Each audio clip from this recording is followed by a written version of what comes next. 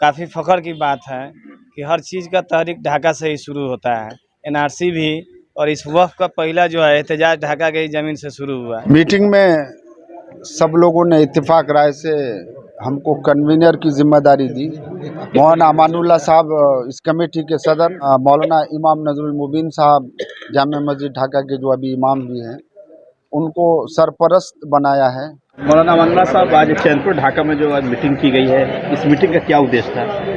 इस मीटिंग का उद्देश्य ये था कि सबसे पहले जो सरकार ने वक्फ बिल लाई है, हम लोग जो है उस वक्फ बिल के मुखालिफत में हम लोग आज एक मजलिस में मशवरे के लिए बैठे थे कि कॉन्फ्रेंस किया जाए और कॉन्फ्रेंस का कर हुकूमत तक ये बात पहुंचाई जाए कि हमें ये बिल मंजूर नहीं है। कॉन्फ्रेंस कब होने वाला है? 4 मई को कॉन्फ्रेंस इंशाल्लाह होगा, मगरिब के बाद से इशा तक।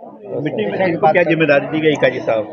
मीटिंग में सब लोगों ने इत्तेफाक राय से हमको कन्वीनर की जिम्मेदारी दी। मौलाना अमानुल्लाह साहब इस कमेटी के सदर और मौलाना इमाम नजरुल मुबीन साहब जामे मस्जिद ढाका के जो अभी इमाम भी हैं, उनको सरपरस्त बनाया है। और उसके अलावा इस मजलिस में जितने लोग शरीक हुए, हम लोगों ने ऐलान किया कि सभी लोग इस कमेटी के मेंबर रहेंगे इंशाअल्लाह, और सभी लोग इत्तेफाक से और इत्तिहाद के साथ हम लोग ये प्रोग्राम करेंगे। तो चुनांचे 4 मई को तारीख़ तय पा गई कॉन्फ्रेंस की।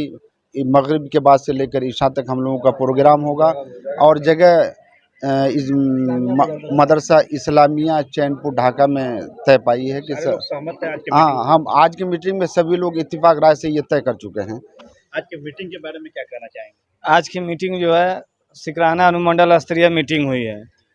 काजी साहब की रहनुमाई में और सदारत जो है मौलाना अमानुल्लाह मुजहरी साहब के, और ये हम लोगों के लिए जो है काफ़ी फ़ख्र की बात है कि हर चीज़ का तहरीक ढाका से ही शुरू होता है। एनआरसी भी और इस वक़्त का पहला जो है एहतजाज ढाका की ज़मीन से शुरू हुआ। आज काफ़ी खुशी है कि फिर ढाका ही इसमें जो है लोगों ने बढ़ चढ़ के हिस्सा लिया। बहुत क्या अपील रहेगा आसपास के लोगों से? तमाम लोगों से अपील है कि ज़्यादा से ज़्यादा तादाद में इस माने औकाफ कमेटी का जो कॉन्फ्रेंस आयोजित किया जा रहा है, इनेकाद किया जा रहा है मदरसा इस्लामिया चैनपुर ढाका बरगिनिया रोड में, तो सभी लोग आएँ और हम लोग कमेटी के लोग जो हैं सभी रुकन जो हैं, तो हम लोग भी चाहेंगे कि गैर मुस्लिम जमात के जितने भी साथी हैं जो वक्त पे हमारे साथ थे खड़े विरोध में, चाहे राजद हो, कांग्रेस हो, इस टाइप का लोग, चाहे सिविल सोसाइटी से जो है बामसेफ है, बहुजन क्रांति मोर्चा है, कई तरह के गैर मुस्लिम संगठन भी है सिविल सोसाइटी से, जो वक्त पे जो है लड़ाई में हमारे साथ है, उनके भी वक्ताओं को हम लोग बुलाएंगे इस स्टेज से। उसमें भी बातें हुई है सभी। आज पहले की मीटिंग की शुरुआत ही हुई है कि उस पहलगाम में जो आतंकी हमला हुआ, दहशतगर्दाना हमला हुआ है, उसका मुजम्मती करारदाद यहाँ पे इस मीटिंग में हमारे सदर साहब पेश किए और काजी साहब और तमाम जो है शुरा जो है उसकी तायद की है। मुखिया फारूक साहब, आप भी इस मीटिंग में शामिल हुए, अपनी बातों को रखा है, क्या मैसेज दिया गया आपके द्वारा? देखिए, हम लोग कोई बिल के खिलाफ हैं, सरकार के खिलाफ तो है नहीं। अब ये सरकार जो है अपने ऐब और अपने कमी को छुपाने के लिए आए दिन एक बिल लगा देती है ताकि पूरा समाज उसी में बटा रहे।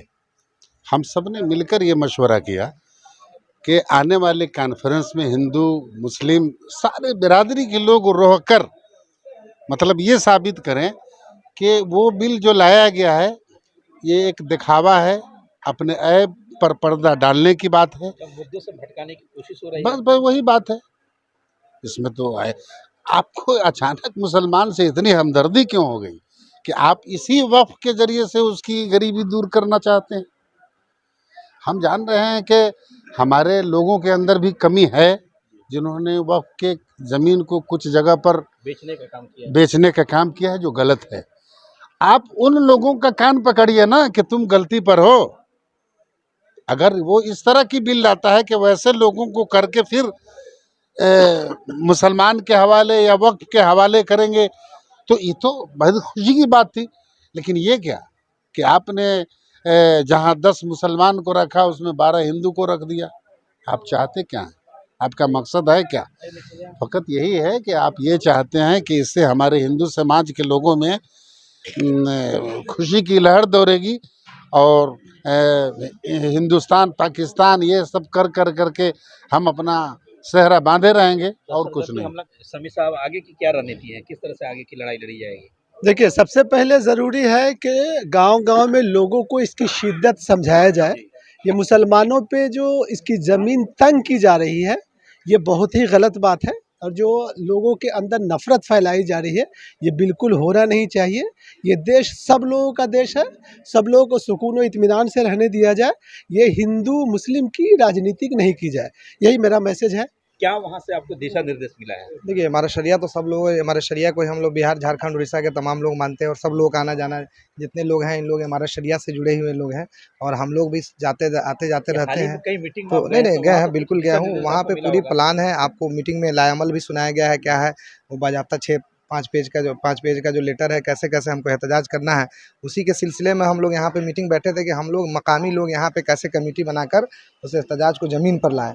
उसके सिलसिले में अब सारी कमेटी की तश्कील कर दी गई है और उस पर हम लोग काम करेंगे और वहाँ से जो हुक्म होगा all India Muslim personal law board का, हमारे तो शरिया का, उस पर हम लोग शाना बशाना एकदम लगे रहेंगे। चैनपुर ढाका के लोगों को बड़ी जिम्मेदारी दी गई है, कैसे आप लोग इस जिम्मेदारी देखिए, अभी मजलिस हुआ है, बैठक हुई है, सब लोगों ने ये तय किया है कि आगे कॉन्फ्रेंस जो होगा 4 मई को मगरिब से लेकर के ऐसा के बाद तक, तो सब लोगों ने ये जिम्मेदारी दिया है चैनपुर ढाका के लोगों को। इंशाल्लाह चैनपुर ढाका के लोग बढ़ चढ़ के हिस्सा लेंगे और उसको सफल बनाएंगे। आसपास के लोगों से आपका अपील क्या रहेगा कॉन्फ्रेंस को लेकर?